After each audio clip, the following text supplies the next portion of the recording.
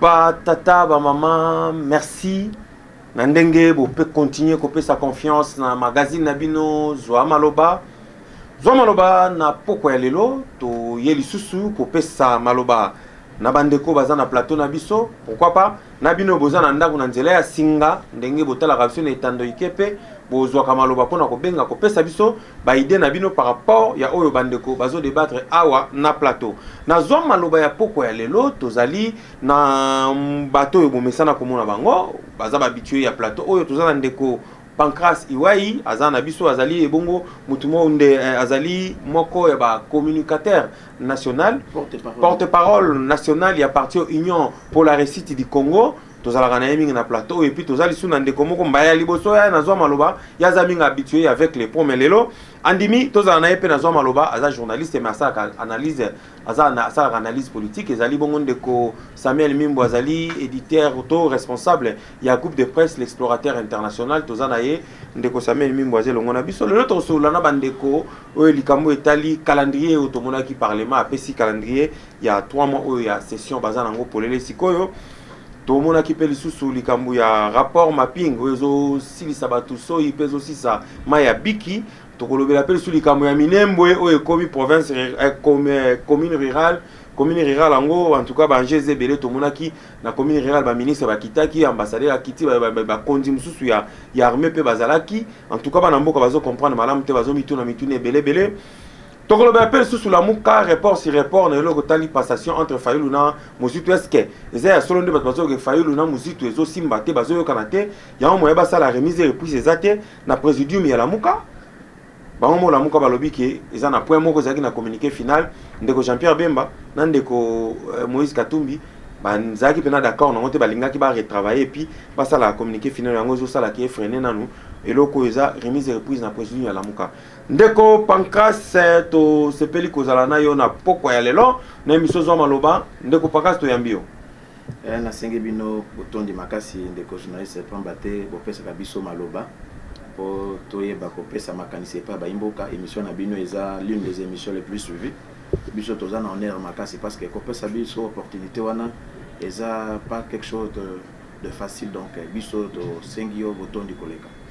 Merci ndeko Pancras to sepeli kozala na yo ndeko Samuel Mimbu participation ya liboso na Zoa Maloba yo habitué avec les pros hein lelo na Zoa Maloba to sepeli kozala na yo. Merci mingi pona libianga mi pona loba pena lingala na baninga na sepeli mi émission yo Zoa Maloba poto ba makamboka eza makamboka to koloba ngope eza pe na sepeli mingi na sepeli po na bato bazana biso et pour ça na biso confiance pour trouver biso to sabino basango oyo ya mikolo merci basango oya mikolo yo na pesaka souvent 2 minutes na ebandelia Zoa Maloba na chaque invité mutu na mutu aloba mambo parti na ye ndeko Samuel Mimbu yo mutu Zoa Maloba moto asuka na lingi na pesa yo 2 minutes yo zana yo éditeur ya journal Moza analyste politique ou kanisaka na politique ou lobaka politique ou komaka politique yango na tozo pesa yo 2 minutes ndeko Samuel Mimbu soit au sujet 2 minutes no siko soit bombi on a suka émission au c'est la 2 minutes na yo ezo dépendre na yo moko so mono za prêter aux 2 minutes lo bina pesa ndeko Pancras yo oza soit 2 minutes na suka émission oui ba elo na suka émission pesa na ah d'accord na pesa ndeko Pancras to tika na nyongo na 2 minutes ndeko Pancras to pesa 2 minutes lo ba mambo IRCO 2 minutes omoni bino ba panzi sango boza toujours na maele aboyi ko Zoa Maloba na bandeli po ya kosukisa pamba tenga na koyeba ndenga ko récupérer yango tenga era biso to kosilisa ya ko nabika ko bakisa ngalo kolomètre ko sala effort pour ezale mater. En tout cas encore une fois merci na lingi soki oko pesa ngai ndingisa na tonda d'abord bino ba journaliste ya Berti ba cameraman bino moko présentateur otondi makasi parce que na bongisa kinda ndeko na ngai Dino Iwai David to kunda qui est déjà depuis lobby. Vous nous avez accompagnés et puis pour remercier le président en partie Nangaï, il a été vraiment beaucoup pour moi, donc sincèrement merci beaucoup, c'est dans le moment difficile qu'on connaît les vrais amis. Au fait par rapport on a parti et ça Sengomaka Sikolobake installation déjà na Grand Kivu et Silaki notre président des jeunes Godin Poi oyo na Pesi Longonya Makasi parce que un jeune homme il est très jeune na âge, il vient du Grand Kasaï yango biso na qui joue wana ke biso makambo ya tribalisme tolingi yango te auti ko installer parti na Grand Kivu, donc le Nord Kivu et le Sud Kivu wana vraiment ils sengo makasi parce que mingi ba parti na biso ebota maka ezaka ka wana Kinshasa et puis makasi kaka na ba déclaration ce qui ba événement biso nous mais derrière nous il y a personne, derrière nous il y a rien, mais nous sommes quand même fiers comme on a que dans Mangonga Muke nous n'avons pas encore totalisé une année Union pour la réussite du Congo. Toza lelo na Congo central, toza na Kinshasa, toza na Kwilu, toza na Sankuru et le Grand Kivu. En tout cas, Wanande, Longonya Makasina, exécutif à partie, dont je fais partie. Donc, merci beaucoup. Merci Ndeko Pankas. On est là qui basango. Pourtant, vous avez awa, vous avez quoi analyste, mais vous avez la casquette. Il y a un parti politique dans le Sengara. On peut s'appeler moi news. Il y a parti. Batbaye bape parti Nabino Makasi to activité Nabino Kusala Kamakasi. Ndeko Samé Mimbuyo Sukozo Banda Kozo Maloba. Na ba sujet Nabiso Toza Nango ezaki minei. Na pesa ki ya bandeko Kaneva émission lelo. Ndeko Samé Mimbu na ngambu ya parlement. Babimisi calendrier na bango ya ba activité. Tomoni eloko tomboki saki bana mboka makasi batu bakufaki na ba ville ebele ya Enguma République démocratique du Congo bande ko bele bakufaki likambo etali loi Sakata na Minaku batangi yango lisusu keza retenu parmi ba matière ko za la traiter na 3 mois oyo bazana ngo ya session oyo ndeko Samuel zo maloba osola na bana mboka loi Sakata na loi Minaku normalement session oyo il y a d'abord session budgétaire et lorsque liboso bana mboka bakodia koyeba il y a que rentrée parlementaire oyo ya septembre c'est la constitution na biso ezali pour la loi budgétaire batala ndenge nini mosolo pour na mboka po mboka etambola ezali lorsque liboso mais curieusement tout le monde kuna na assemblée batie lisusu loi Sakata na Minaku loi oyo ya bana mboka batombokaki na mikolo lekaki ba machaki ba kufaki bango ba telemeleki yango ke eko sala mate ba lobaki ba retirer yango ntokande ba sala ki batuma mof ba retirer ba tina tiroir ba retirer ba zo sili ko la table na moi période ya coronavirus ba vani nye ba zo sela lisusu po ba tu emotion na bango ekiti ba zo isi yango lisusu na yebite balingi lisusu bana mboka bakufa lisusu po na loi wana obie po na nini po loi wana ezali kokomisa ministre ya justice azala membre ya conseil ya magistrature simbate donc magistrat akokoma politique te nani oyo ministre akokoma politique donc mutu do ya corps ya magistrat te alors loi na bango wana ezosala ke bango nde babanda donc kotambisa justice na maboko alors loi wana bana mboka batelemelaki yango keko lekate mais tant aux autres lelo yo bango bazongisi yango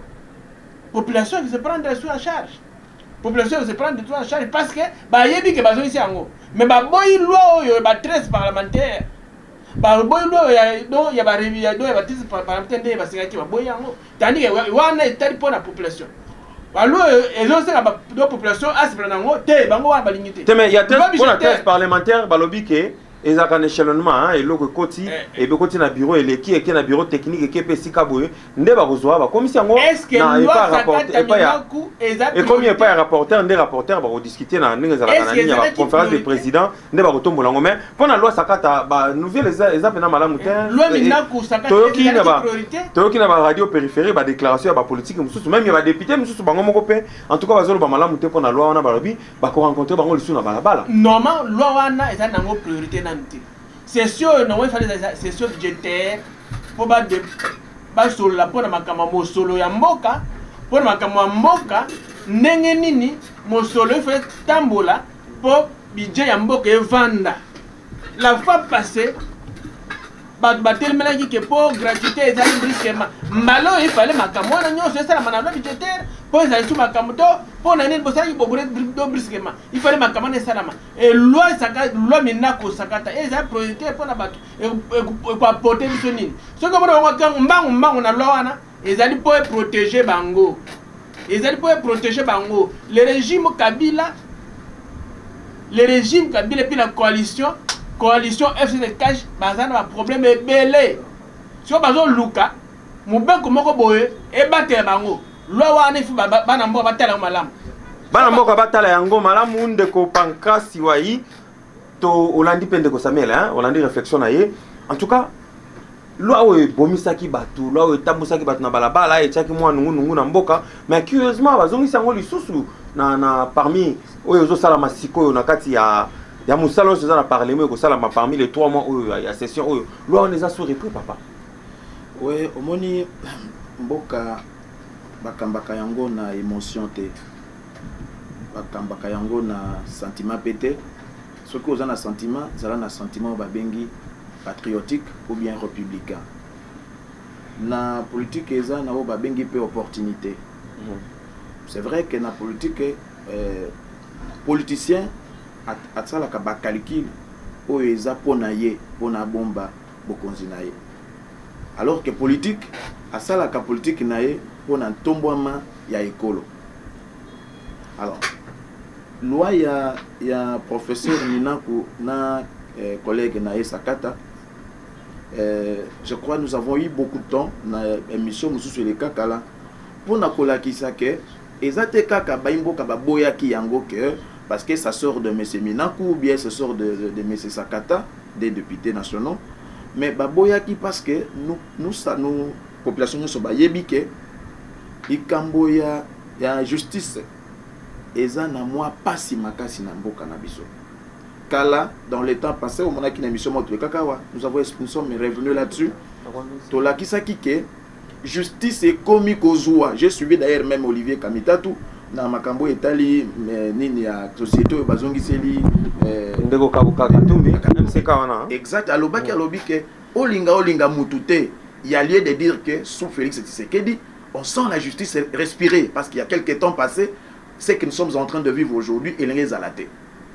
Et donc, ce qui est aux alaki, na bolingo yamboka, ce que nous devrions faire, c'est plutôt qu'on pèse à l'issue sous baizouzi, makasi, pour que la vraiment en réalité, la justice est en réalité indépendante. Mais qu'est-ce que nous voyons? Non, non, c'est pas comme ça. Kolela, ce n'est pas le langage qu'il faut dans la République. Il faut faire la différence entre ko gérer mboka ndaku nayo na ko gérer république parce que ba bengi république eloko ya batu nyonso eza eloko ya mutu moko te. En fait, je disais que au lieu to luka ba loi oyo ezo renforcer justice, ezo renforcer état de droit, biso tozo luka ba loi oyo ezo affaiblir. Madame Janine Mabunda aloba alobi tokomi na tango ya o ba bengi l'état ya ba juge république des juges donc pour elle donc to komi na ba zuzi osaka na boy bakangi donc pour elle ce n'est pas comme ça amesana ki na bourgeoisie comprador moko ya osala état italiote c'est toi yondo za mutu ya opposition bakanga yo likambute mais qu'est-ce que nous n'avons pas vu biso nyoso mais loi wana soko otali longwa ata terrain politique tozonga net bas citoyen ça mène quoi ça quelle innovation moi que ça quoi affaiblir au babengi ba magistrat debout to ba procureur oti ya bango na libenga ya ministre de la justice c'est-à-dire que ministre de la justice akobanda moko procureur azana na instruction habité ikambwana telemisa ba ebisinga ke muto wana za beau frère ngai abalaki mona grand frère ngai ko kangai sous telemisa atelemisa ikambwana wana eko laver oyo babengi parce que mutu wana azana na rôle makasi ministère public comme on a kwana na appareil judiciaire azana rôle munene makasi pambate yende alukaka ba infraction yende a transférer ka bato pas yende alors ce qui est aza déjà faible mais vous pouvez avoir des beaux juges ou bien des très bons des éminents juges ba cause la limiter pambate avant mutoa comme ou bien likambe comme pas na bango et pas donc mi s'agit à rejouer le rôle la censure moko boye exact ndeko pas crash to oui na si ce que otali na o ba bongisi bibe kwango na conseil wana ministre de la justice azate conseil magistrature ministre de la justice azate alors que bango bazan organe na bango o ya conseil magistrature o epesa bango mbano soki basali mabe o epesa bango epesa proposition et pas mon kozamboka na tango ya ba nomination et donc je crois que eza moi je pense wana yaza ninangai Oui, que ndeko, biso ouais. nyonso tokondimate loi aneli koti yango na ordre du jour ils ont droit na bango ba parlementaire parce que toboye la bangote mais je suis convaincu que peuple a condimate loi wana eleka ndeko Cédric Dede aye ko rejoindre biso pe bien kakoti aye na moi léger retard aux en open retard makasti parce que zaïk na encore première tour à table hein. Question mutu na boso tuna ki bandeko ndeko Cédric na ba oyo ba yebi aza pa habitué à plateau yo si to yamba pe na plateau yo ya zali bongo moko na kati ya ba décidé azali bongo président de la Ligue de jeunes ya décidé parti cher ya mwana mboka Martin Fayulu Madidi ndeko Cédric to sepeli ko yamba yo okutaki ya bandeko bazo koloba parce que tozana lokolo kutu na retana zo so mbangu to so la likambo ya calendrier parlementaire to so la déjà na avant to so le rapport mapping to so la likambo minembwe peut-être so la likambo namno la muka passation des pouvoirs ou bien passation ya présidium entre Fayulu na Muzitu les autres traîner bana moko bazo comprendre malamu te na yango wana ndeko to banisko na mutuna yebisa biso na calendrier ya parlement ya session oyo to moni que loi sakata na minako ba boya ke ba kufela ki président nani nini bureau ezongisi yango pour ba ko débattre sur yango. Merci ndeko Serge na ko pesa na nupe ba ndeko belé o ba ko landa biso mbote belé. Question na yo moi je pense que uko zongela ngote. Iko pour kamisa ngote. Parce que toyebi Kabili soki a s'engager ne loko on nous avait été prévenu. On avait été prévenu que loi wane kozonga. On nous avait prévenu que bako persister parce que ezane sika moko kako espoir na bango ya vie ezane. Sans seni. Mais bon vivra lisusu Kabila te. FCC ozalaka lisusu te. Raison pour laquelle on moni que bazana ba tractation pour na koluka ko réformer pe même structure na bango. Parce qu'il y a trop de départs. Mais objectif est ça encore. Comment reconquérir les pouvoirs dans l'élection Ezoya. Mais si seulement perdre Seni, ça sera catastrophique pour eux. Parce que déjà au niveau de la Cour constitutionnelle,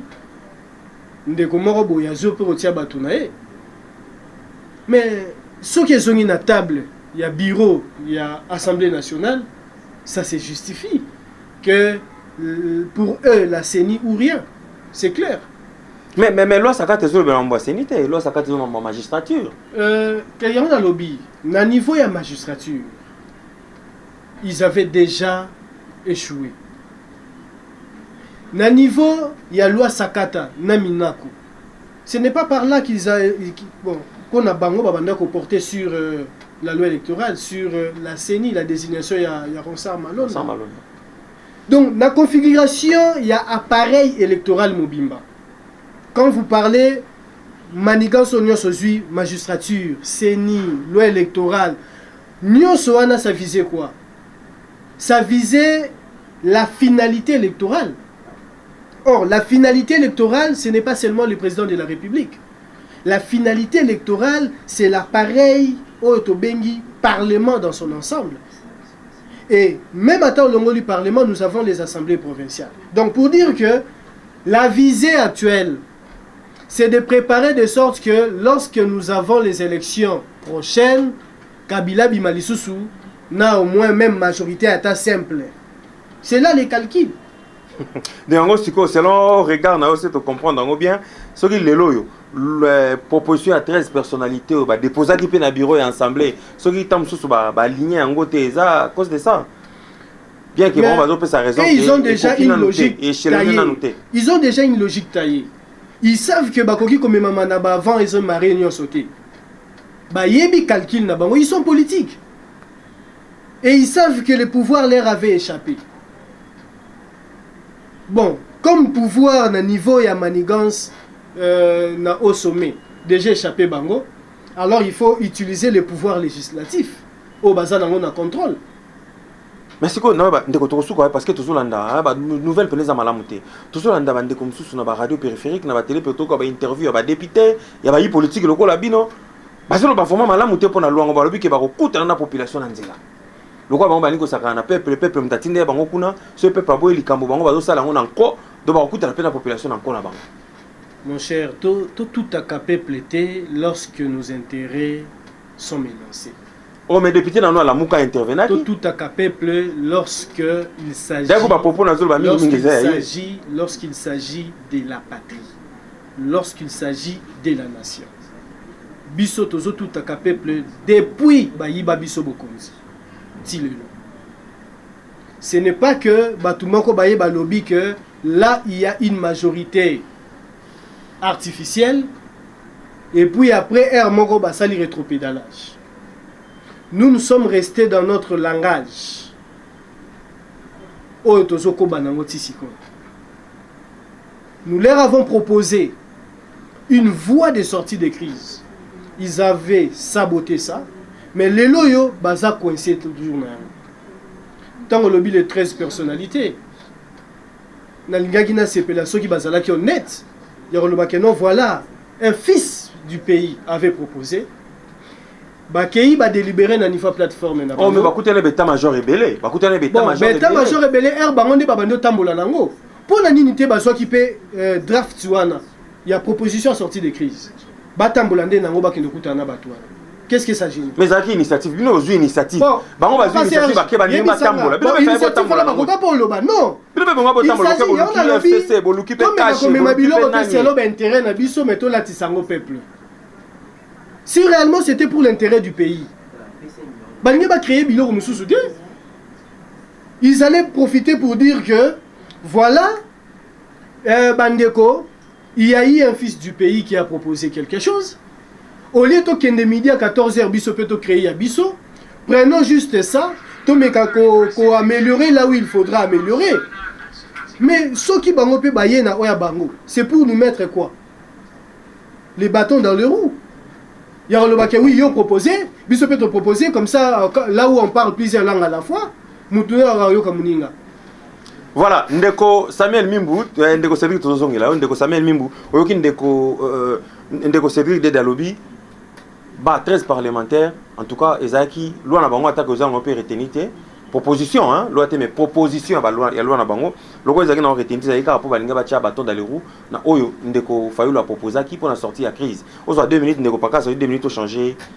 Et ça bâton dans les routes, normalement un député, a la liberté, il y a pour ça dans mon béco. Toujours appelé à 13 personnalités, ça va député. Mais la majorité sont députés. Les camps peut-être ok, avancé. Le fait que Batine va pas ça malgré Batan va rencontrer, faire des routes, il a failli. Moi je ne vois pas pourquoi failli avoir un problème. Ou bien décider moi un problème. Non, moi je ne peux pas dire qu'il y a un problème. Non, négocier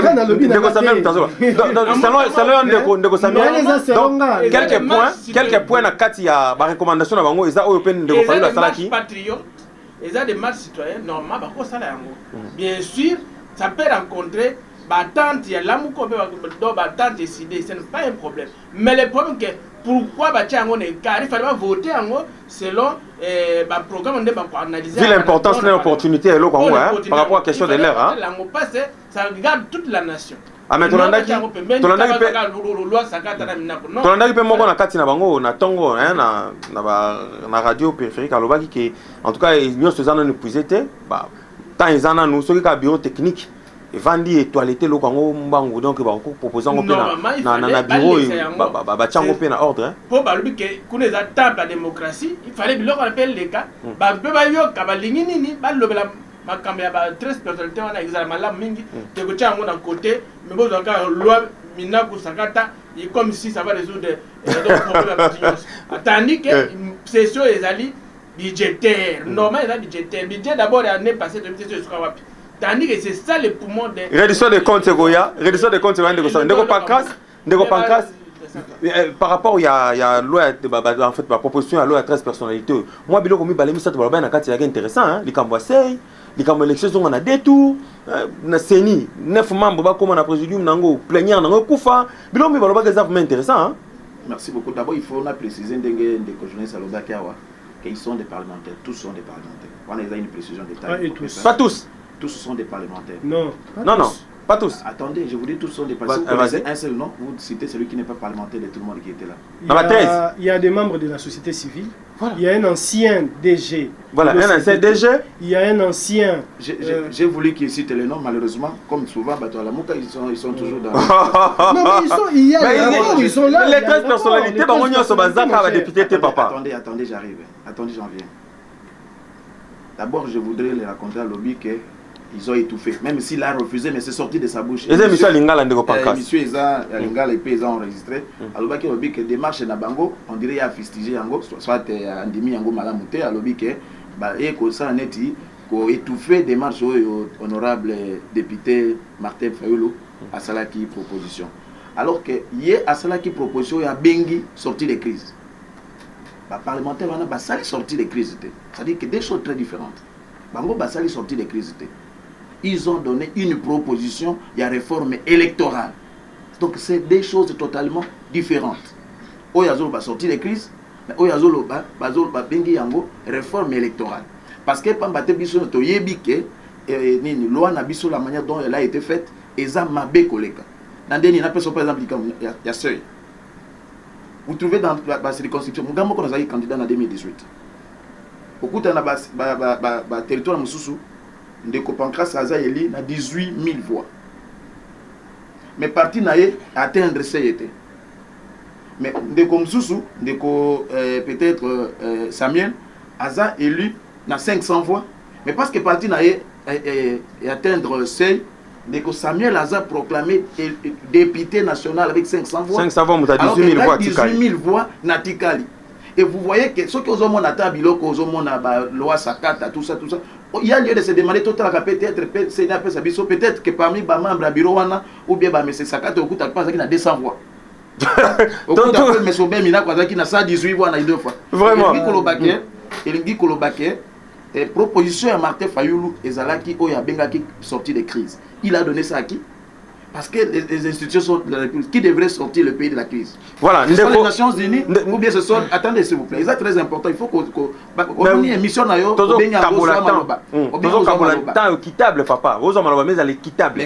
Allons-y. Ça m'a dit ça là moins de deux. Allons-y comme ça là ça négocier. Exact. Donc il dit que le baquet sorti de crise honorable Martin Fayulu et ça différente na oyo bango va proposer ba bengi yango réforme électorale, ça n'a rien à voir dans la proposition na bango après vané que bango ba kenda ke pa na bango et pas na ye parce que ba yebaki que yepe na plateforme na ye à la Mouka, il y a des députés qui sont là-bas parce que bango ils ont fait les démarches dans les institutions. Donc je crois que confusion à cause les sikawana eza atamukete les comme confusion à cause les atamukete ndeko Cédric ndeko Cédric là nazo relation nazo tout no mutu nazo rencontrer au gérer temps na yo au rencontrer et puis les parlementaire en hôtel bi bango nyonso Likamute ndeko Cédric Daniel Mukoko Samba professeur Mukoko Samba Daniel Azaza parlementaire l'ancien ministre budget parlementaire donc ndeko bozolanda moni ndenge bazala karabu ndeko Cédric butinyo sabunga ko bunga pe na malobe sala ndeko Cédric il faut ndima koza na raison tomona ki mikolo leki au rapport mapping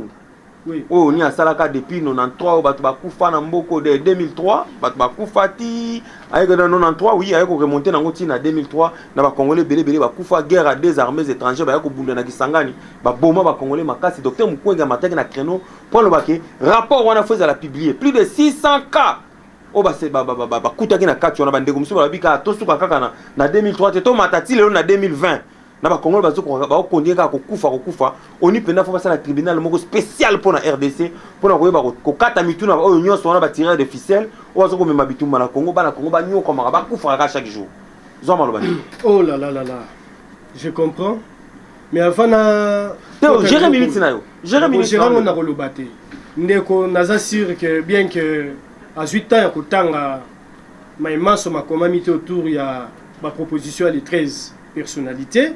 Mais na kosenga na yatanga bien na kati surtout l'exposé des motifs na bango à comprendre que l'initiative part d'une crise. L'initiative est kobima na kokoso moko beto kutena na mboka. Nde batali que non, crise électorale oyo pour la résolue, il faut toucher où. Ils ont compris que la crise n'est pas nécessairement économique, mais la crise est politique et particulièrement électorale. Donc, Et là on a reçu un naïe. Aïba kozala quand même. Aïba kozala na oba bengaka cette gratitude, cette honnêteté. Ya koloba que bande konabiso ni tete la crise banga ki ba anticiper et loko wanati. Ce qui to beta qui CTP na crise te mais banga ba toucher point wanati. Par rapport à rapport mapping, ndeko ça fait très mal. Très mal na kobanza te même na ndako soki mwana moko akobela. Papa za la leste, maman za la leste. Mais soki moni na ndako oyo akoloba za papa. Mwana liboso aleki na maladie songolo. Yami bala aleki na maladie songolo. Mosusu moni kaka na maladie wana komi kobela. Okobelela te, okoluka mbongo te, même ata kosimbisa biloko kosimbisa na ndako. Mais boni ya biso ndako. Balobi te voisin yende moto akobomaka. Balobi te voisin wana yende moto akotindaka maladie. Yende moto na ba manigance na ye akosala te biso ndako ezwa kimia te. Mais lelo oyo voisin komi privilégié. Voisin nde mutu aza lelo na gloire, aza lelo mis au devant de la scène pour na kolobate ba relation diplomatique na biso eza bien nini boy. Non. Moi bien mon diplomatie nyo sur le bamara devant les grands publics na diplomatie ndeko na mai na kuku ngana koyebisa yo omoni na ba relation diplomatique nyonso. Le fait et geste compte, les attitudes comptent.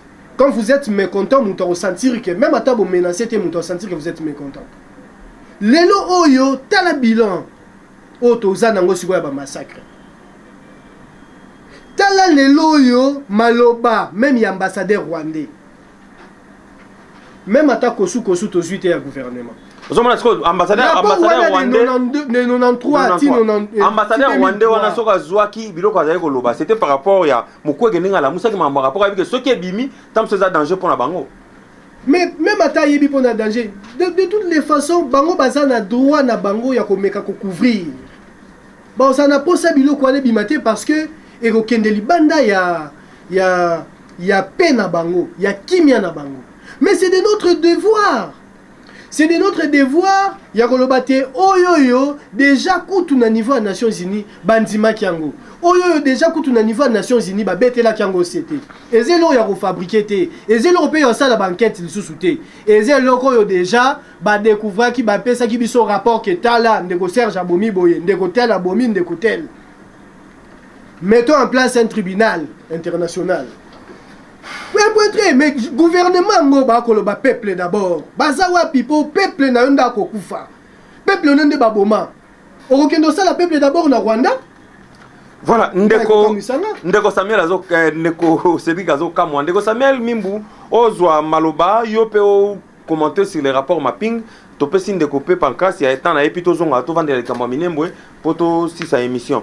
Rapport mapping, rapport wana.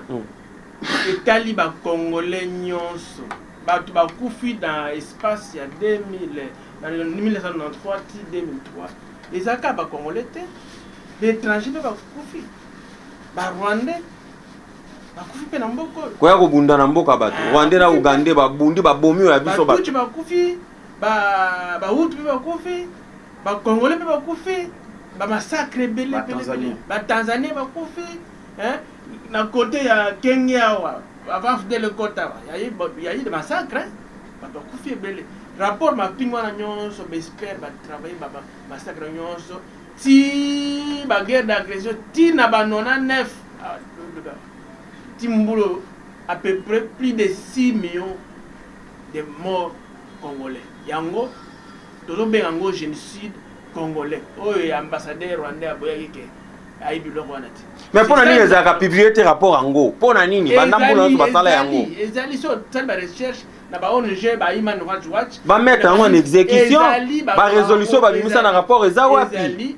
Maintenant il fallait que mettre en application yango wana mwana mboka docteur Mukwege prix de mettre la paix yango a beti mbelake ba kwa mettre en application. Pourquoi na Rwanda tant que je ne suis de Salama basala tribunal international pour na Rwanda ils en Tanzanie.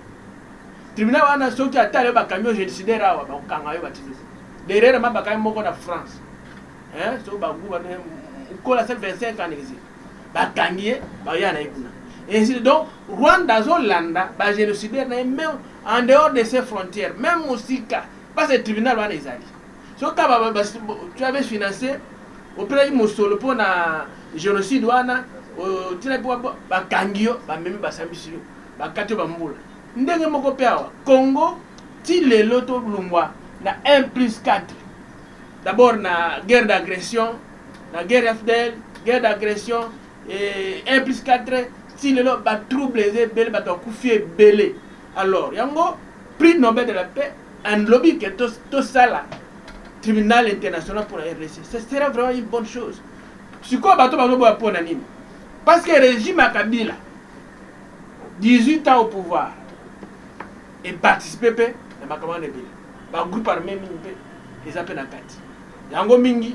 ba dignitaire na biso mingi ba konje belé ba la cité na rapport wana ba konje belé ba la cité na rapport masipini wana yango mbona ko mettre yango en application et ko tumla sous pota mais tandis que la population a besoin d'ango et puis pour qui met contre mboka il fallait rapport mise en application parce que ça va mettre fin à l'impunité donc ça va mettre fin à l'impunité donc ba nana sali nana sala nini rapport wana ezolo bango et puis tribunal international pour la RDC tango ko salama on va mettre fin à l'impunité une fois pour toutes et la paix pourra revenir surtout dans la partie STR de sur bazar au Kufa mingi mingi. Ceux qui rapport wana bazo changa kana tiroir na coffre. Et ko suka peka na tiroir et loko ko bizate. Rwanda bo fingaka à na tribunal international ya na Tanzanie.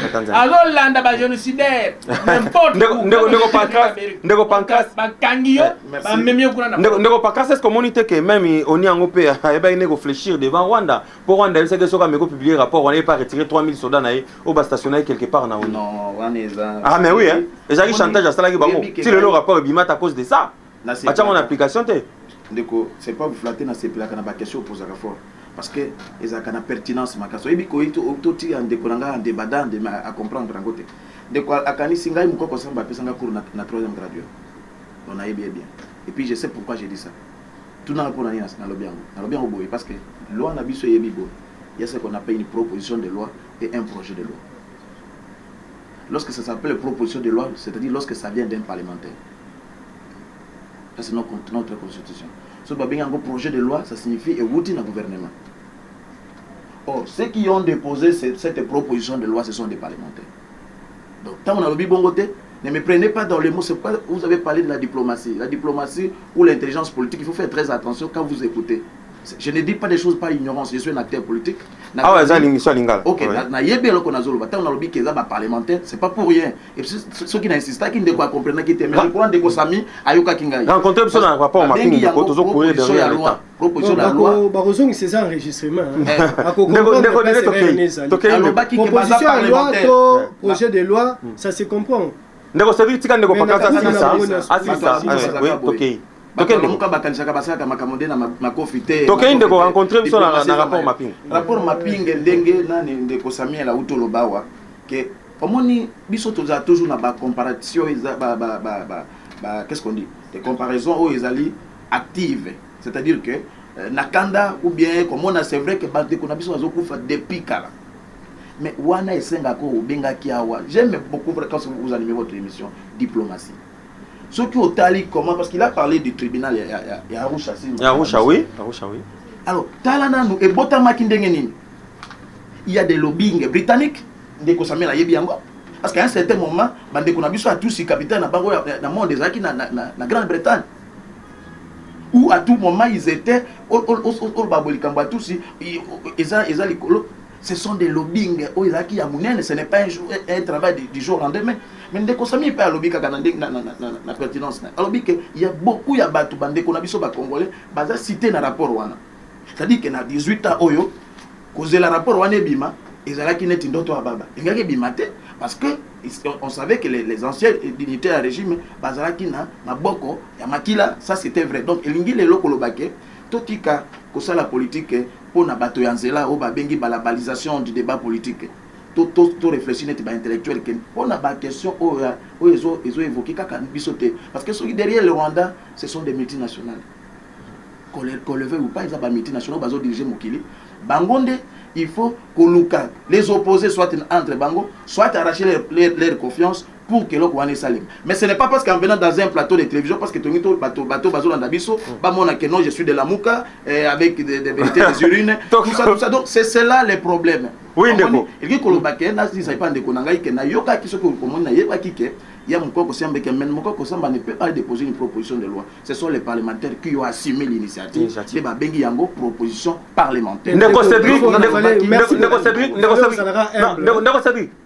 Humilité n'est c'est là nga poser mutu na nga parce que zo mona moko régie et comme goninga so qui réalisation comme oninga na elaksa ke to comme kitana biso penza nazo tuna mutu na pona minembo evidence bozwa 2 minutes na mutu na nga minembo lelo minembo comme commune rurale mais talanguma tout autour installation ya beaucoup mestre ezo bomba nini bana mboka bazo mituna ba obanga tout autour ya eloko wana minembo commune rurale talanguma ba ministre d'état ba kiti wana ba ambassadeur musu ba kiti wana ba nani ba mikonzi armée pour nini.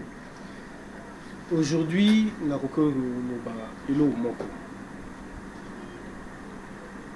le plan a été déjà fait.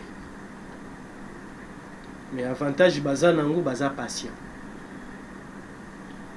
Allez revoir quand est-ce que Minembwe a été décrété comme commune rurale. 2013. 2013. Na époque Matata Pogno. Mais avant ça l'a décrété comme commune rurale, quand est-ce que cette planification a été faite? Et ça aujourd'hui de 2013 Kino Lelo, combien de temps ça a pris? Bande Kobazo Kininango, malembe. Et Zalaka Kaka Minembo était. Sur Tali na décret loi wana, ba commune et Bimake Belé. Mais qu'est-ce qui fait que seul Minembwe retient l'attention même des corps diplomatiques? Qu'est-ce qui fait que Lelo, Minembwe, Koko Misango, commune rurale, et puis va installer bourgmestre, même le représentant, il y a États-Unis, même le représentant, il y a Monisco, Bazala présent. Et qu'est-ce qui fait que Nyon César a bougé? C'est un signal fort pour dire que nous allons lentement et sûrement vers la balkanisation de notre pays. Pourquoi j'ai dit ça? Aujourd'hui, c'est une commune rurale. Des mots que commis territoire. L'obiane commis sous ce logo sous l'obiana bayoko senga bazal autonome. Nous ne refusons pas, moi personnellement, je l'ai dit, na boyité développement ya kwemoko ya mboka. C'est tout à fait normal. Et que c'est Sangai, comme on a des projets, on a moni surtout dans les réseaux sociaux, stade, aérodrome et tout. Et que c'est Sangai partout. On a des projets, mais comme on a yango, yango sur roche. Et pas si les sous-sous, na rosu qui sanawana, na rapport ma pingolo baki pour nous bêta moi c'était. Et là on y ko sala que kaka ko dénoncer ya pamba. Oyo ndeko na biso le prix Nobel de la paix a dénoncé à comment qu'il y a une insécurité, mais sécurité na yepwe zouama na biso moko gouvernement na biso jusque là ko soli atate mais que nous ala na niveau libanda il a fallu que ngonge betama pour que le gouvernement se ressaisir à me capé kota la banini yana ndeko sabi to zana ngonga mingite ndeko sabi to na ngonga mingite ndeko Samuel Mimbu zwa 2 minutes lo bela Minembwe banka sa 2 minutes lo bela Minembwe te dozano sa to kanga vraiment Minembwe prochain numéro to zongela mama Minembwe Minembwe ekenda nute meko ikokende ka ndenge moninga utoloba wana Minembwe bakomisa ngo commune rurale mais ça bakamalelo te dossier Minembwe banda depuis 2005 avant élection ya do El Bosso. Minembwe comme territoire mais dans un village, c'est un village. Village ba komisi yango le commune rurale. Ba infrastructure d'accueil exacte na Minembwe wana. Les Banyamulenge sont là. Les autres ba Kolombo ne ba Bemba. Banyamulenge ba zape wana. Nakata Minembwe wa babembe batomboki mabe ba lobi ba élargir Minembwe ba koti ba côté na bango Banyamulenge batomboki makasi bango baza ba uta mais siko Banyamulenge ba lokola baza ba Rwanda na lobbying na bango ba limba vanda wana batinga mana mboka wana yango bazo komisa yango commune rurale Bocha Azarias Rouberwa, ministre de la décentralisation. Depuis Azari la décentralisation, ma campagne nationale, c'est bien quoi. Si le là travailler le minembo en de bimi, ba Moïse Nyaruga, basé belé na kata gouvernement. Tout ça déjà bien infiltré bien avant. Tout ça beaucoup émotionnel. Le besoin ganga minembo, mais là sujet il y a parlement fait le belango. Mais bango bazo dossier minembo, et autres mambo ka bazo makamusu ba tchena kati ya cahier de charge na bango. Et ali dossier ils a banda kala. Et un jour moi minembo non comme ba Congolais balingi bisote la Banyarwanda to comme état indépendant. Ndeko Samuel Mimbu to comme état indépendant ndeko Pancras ozomona te lokola ndeko Samuel ndinga zoloba to comme quoi kata Congo comme quoi les autos eza na république de Mimembo na kati Casamance na kati ba fongola miso ndeko Pancras oui 2 minutes to des annonces mission depuis na bandaki mbala liboso peut-être na raconter ndeko nanga Cédric parce que pour cette fois-là au moins patriotisme parce que c'est ça quand même l'avantage à cause de la patriote abungi mais azongi quand même na zela na likambo etali minembo et ça c'est très positif. Je crois que likambo minembo il faut parce que mingi biso bakinoa batokenda mingi te na yoki lelo na ndeko journaliste moko alobi o bakosangisa na Rwanda te minembo eza musika na Rwanda eza nde pembeni na Uganda. Il faut que batumayi bakabongo il faut que ba géographie ya mboka très bien. OK eza pembeni na Rwanda te donc ceux qui ko annexé ba ko annexé na Rwanda te parce que eza musika en plus yango est pas eza na frontière te ce n'est pas la frontière entre la RDC et le adona comme région de Gosamia les autos na Afrique du Sud na Casamance non nazo pesa éclairage par rapport à la situation géographique parce que na okaki yango bongo au fait ndé na lobby que au moni pour nani na obaki alikambo ya Grande-Bretagne quand le chef d'état qui na Grande-Bretagne alobi totika banyamulenge baza ba congolais et ça qui tolé général mais qui pourquoi il disait ça parce que ces gens se victimisent toujours balinga kabisote on n'a pas de tout ça on n'a pas de tout ça comme mon frère a dit ce qui les loba ba créer net moi je suis dans un territoire de l'Omera qui est plus grand que le Rwanda ce qui les loba kati yango parce que même dans le projet il a dit vrai que même dans mon territoire c'était prévu qu'ils aient des territoires le territoire de l'Oto et le territoire de l'Omera. Ce qui est là, ça serait une très bonne chose parce que l'objectif est de décentraliser les pour approcher, gouverner, gouvernant. Et donc, ce qui est un objectif, que bateau balela chaque jour que bango bazala kanisika ko fanda te parce qu'ils ont pris la tokozonga wana te parce que nous connaissons comment est-ce qu'ils ont acquis la nationalité congolaise ou zaïroise à l'époque de manière la plus illégale. Ça a été aussi annulé de la manière la plus illégale. On va plus revenir là-dessus parce que ça ne cite pas après ça qui bango peut de manière aussi ni on va pas revenir là-dessus mais ce qui est en intention ya wana je crois que mais là quand libosonga na yechaka tout c'est que le pays na biso yo na biso que balkanisation écoleka kate. Parce qu'au monde de Tozaboy, il y a un Lamuka, il y a un Kash. N'est-ce pas? Lorsqu'il s'agit du pays, nous nous retrouvons. Il n'y a pas de divergence. C'est-à-dire, Atakuna, Nelon Alanda qui, pour ne pas les citer, ancien ministre Bitakwira, à lobby que ministre à la défense, à Salio Babengi, haute trahison. Voyez-vous? Ça signifie que lorsqu'il s'agit du pays, nous nous retrouvons ensemble. Donc, tous les longues bisognos sont minembwe. Ce qui est un avantage de Kolba qui a développement, il ne faut pas refuser parce qu'il y a des banyamulenge qui sont là. Parce qu'il faut éviter ça. Parce que là, on a des autres, ça la bango chaque jour, langage, nous sommes victimisés, on vient nous exterminer, tout ça, biso toza pour ça pour exterminer na bango te. Là, biso senga bango que ceux qui boyent na mboka, comportez-vous comme des patriotes parce que bamsusu be baya bongo, bossa n'est pas na bango, bazalaka awa, ils n'ont jamais posé. Il y a des Angolais qui sont ici. Ndeko Pancras yolobi a fait bangolais bazali oui Congo yoloko eza na 9 voisins. Congo en tout cas ba voisins msupe ba yaka na bango na Congo ba vaina bango ba sali pe famille ba boti ba me marape matata te mais oyo azo me matata faut kotali sa nzela ya mboka na bango. Awa biso tozui maloba na poko ya lelo longo na baninga tokomi na suka na dans osenga bino mbale bola ka ba téléspectateurs na lingi bino mbale mardi bozonga.